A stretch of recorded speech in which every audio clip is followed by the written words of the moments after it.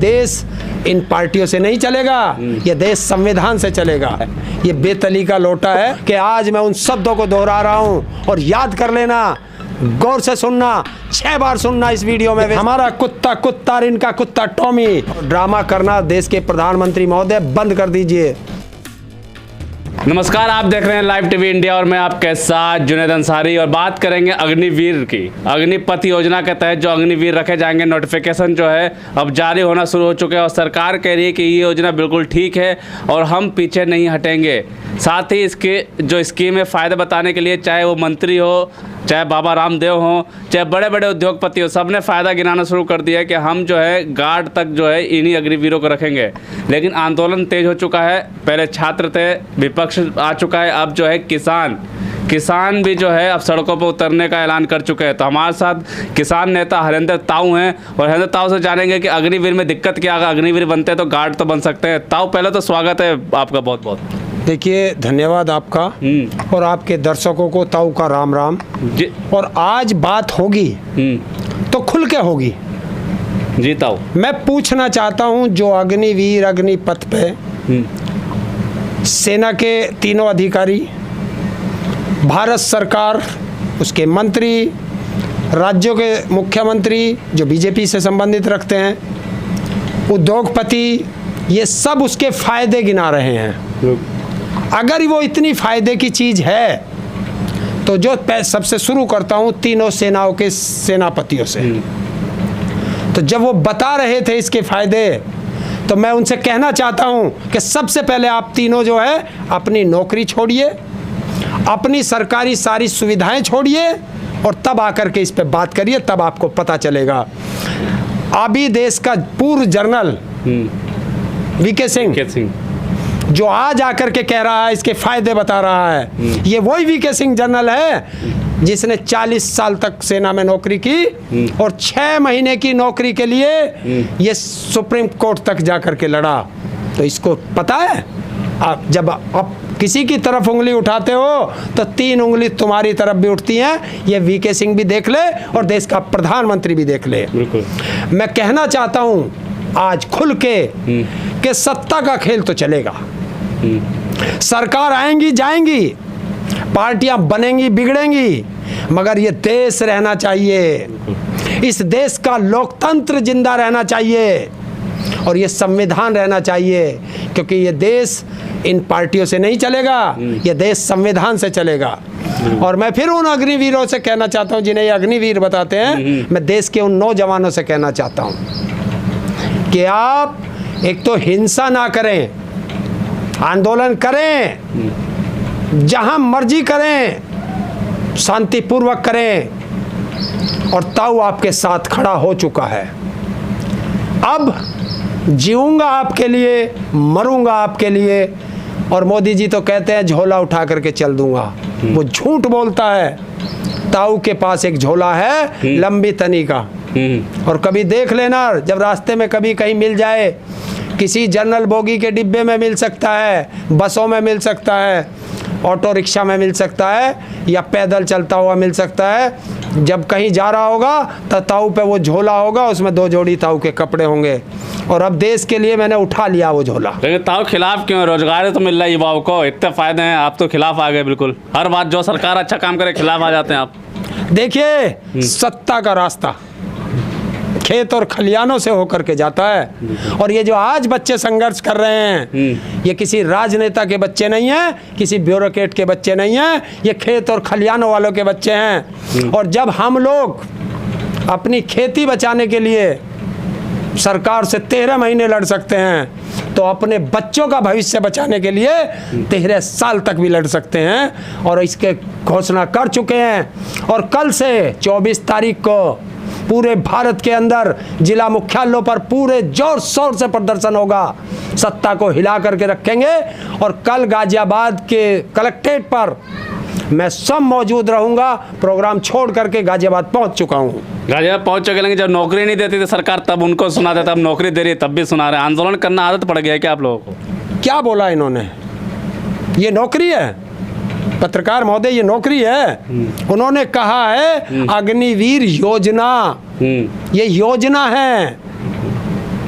फायदे तो गिना रहे हैं सब लोग, फायदे गिना रहे हैं वो सब लोग, क्योंकि जब बीजेपी का एक नेता उसने बता दिया इसकी योजना क्या है, इसकी योजना है कि बीजेपी के दफ्तर पर जो गार्ड रखने हैं, चौकीदार रखने हैं, वो हमारे बच्चे होंगे और इनके बच्चे कोई विधायक बनेगा, सांसद बनेगा और कोई बीसीसीआई का मैं भी चौकीदार, तो सब चौकीदार बन गए थे। उस समय कोई समझ नहीं पा रहा था इसे कि ये छलिया क्या है, ये बहरूपिया क्या है। इस बहरूपिये का पता चलता जा रहा है। लेकिन बाबा रामदेव ने तो ये कह दिया कि जो विरोध कर रहे हैं वो जिहादी हैं।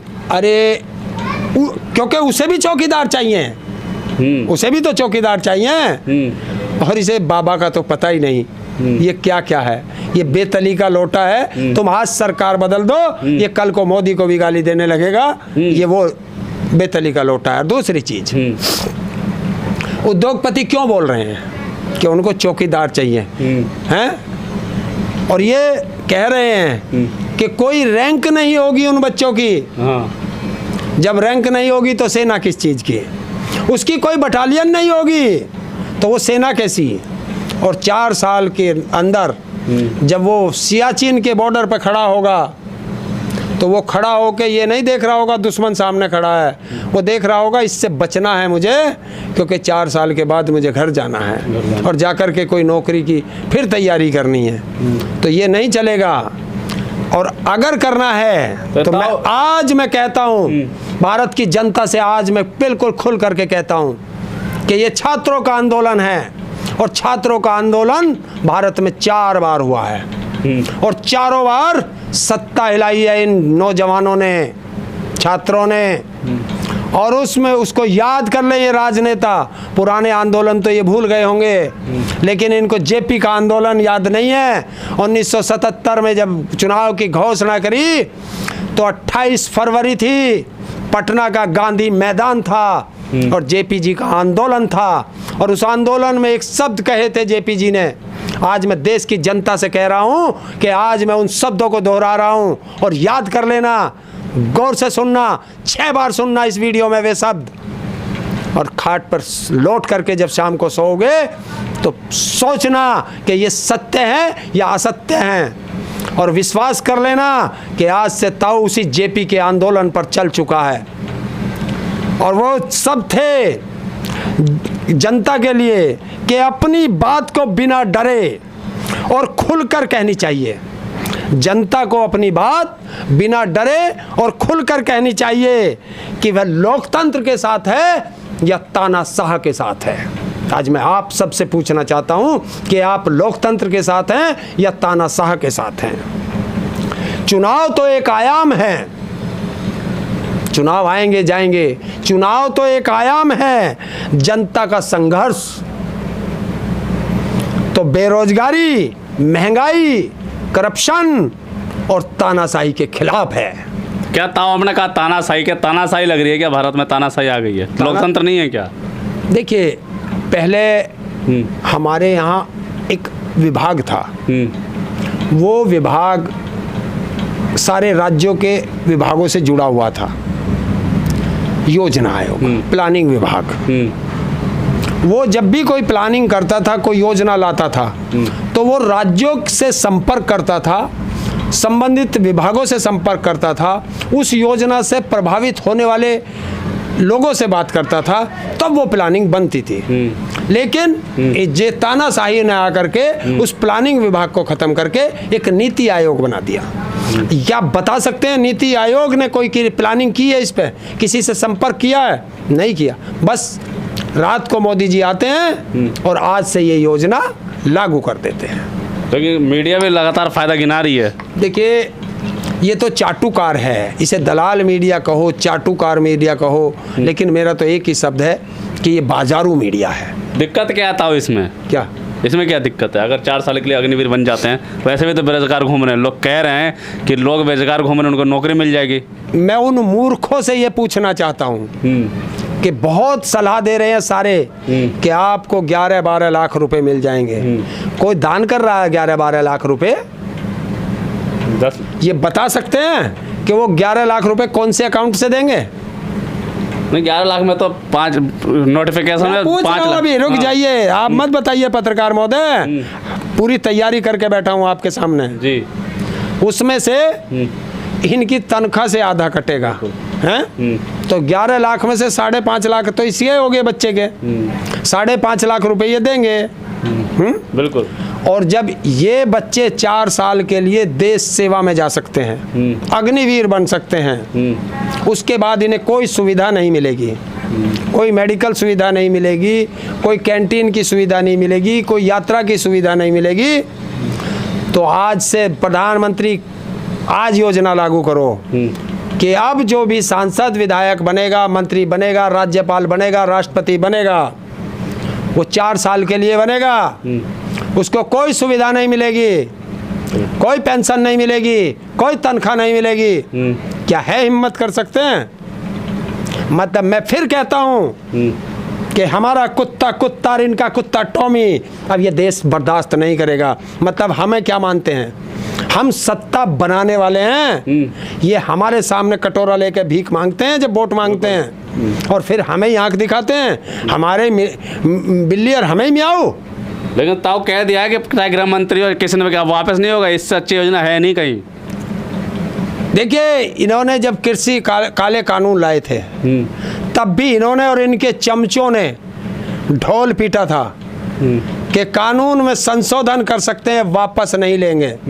हमने तब कह दिया था कि हमारे ट्रैक्टरों में बैक गियर नहीं है।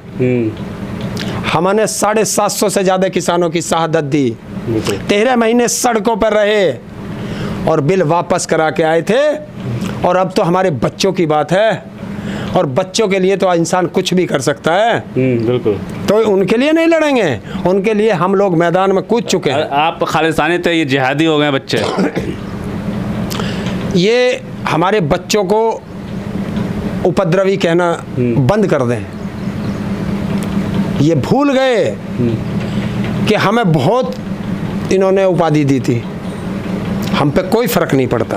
बिल्कुल। और हमारे बच्चों को कहेंगे तो इन्हें मैं बताना चाहता हूँ, फिर वही पुरानी बात आ जाएगी कि जब हमें खालिस्तानी कहा था, गाँव में नहीं घुस पाए थे, और तब तो बच्चे हमारे दूर थे, हम उनसे मना करते थे कि आप जो है अपना पढ़ाई करिए और तैयारी करिए, लड़ाई हम लड़ लेंगे ज़मीन की। बिल्कुल। और अब तो उन बच्चों की बात है, तो क्या ये गाँव में घुस सकते हैं? फिर सोच लेना, सरकारों की आँख खुल जाएंगी। और हम ये मैं फिर कह रहा हूँ कि चौधरी चरण सिंह जी के वो बोल हैं कि सत्ता का रास्ता खेत और खलियानों से होकर के गुजरता है, और ये खेत और खलियानों वालों के बच्चे हैं। गांव की तरफ उंगली भी मत उठा देना, इसे जितनी जल्दी हो वापस ले लेना, वरना फिर एक दिन आपको बैठ करके टीवी पे वही सब दोहराने पड़ेंगे जो किसान आंदोलन के लिए दोहराए थे। और ड्रामा करना देश के प्रधानमंत्री महोदय बंद कर दीजिए, क्योंकि आप जो है तुरंत मुद्दे को डाइवर्ट करना जानते हैं। तो अब जो तुम डाइवर्ट करना जानते हो, देश की जनता उसे समझ चुकी है कि आप वो ड्रामा फिर कर चुके हो, कि आप अपनी माँ का भी इस्तेमाल कर चुके हो, आप उस अब्बास से भी मिल चुके हो, अब्बास भी मिले। और बस एक ही बात बाकी रह गई है कि अब 9वीं बार रोना बाकी रह गया है। 8 बार रो चुका है देश का प्रधानमंत्री, 9वीं बार फिर रोएगा। अब ये भी गिन के रखते हैं कितनी बार रो रहे हैं? बिल्कुल, देखते हैं कितनी बार देश का प्रधानमंत्री रो रहा है। ये 9वीं बार टीवी पे आकर मजबूत बना रहे हैं, टीवी पे आकर के बैठ के रोएगा और कहेगा, बस उसी दिन का इंतजार कर रहे हैं हम।